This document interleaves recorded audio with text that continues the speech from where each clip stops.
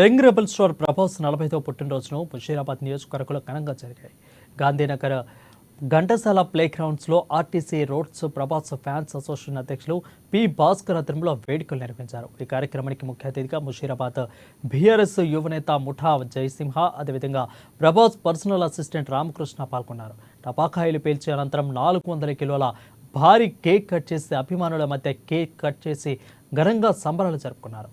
అదేవిధంగా టాలీవుడ్లోనే కాకుండా బాలీవుడ్లో కూడా తనదంటూ శైలిని ప్రదర్శించి రెబల్ స్టార్ ప్రభాస్ అని యువనేత జయసింహ కొనియాడారు. అయితే వారి ప్రతి సినిమా ప్రేక్షకులను ఎంతగానో సంతరించుకుంటుందని వెల్లడించారు. ప్రభాస్ అంటేనే ఎవరూ గుర్తుపట్టని స్థాయిలో ఎదిగిన మహా సినీ నటుడని గుర్తు చేశారు.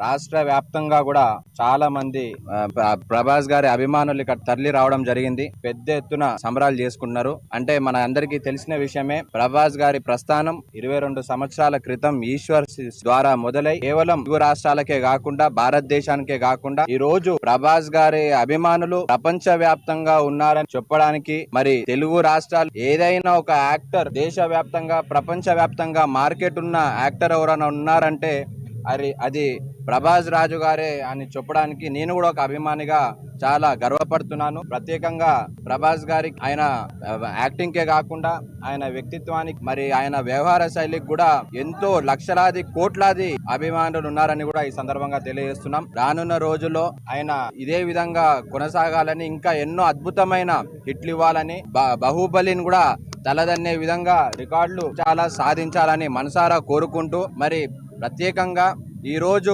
సొంత బర్త్డేల కన్నా ప్రభాస్ గారి బర్త్డేని దానికన్నా ఎక్కువగా సెలబ్రేట్ చేసే అభిమానులు సంపాదించినందుకు ప్రభాస్ గారికి మేము హ్యాట్స్ ఆఫ్ తెలియజేస్తూ రాను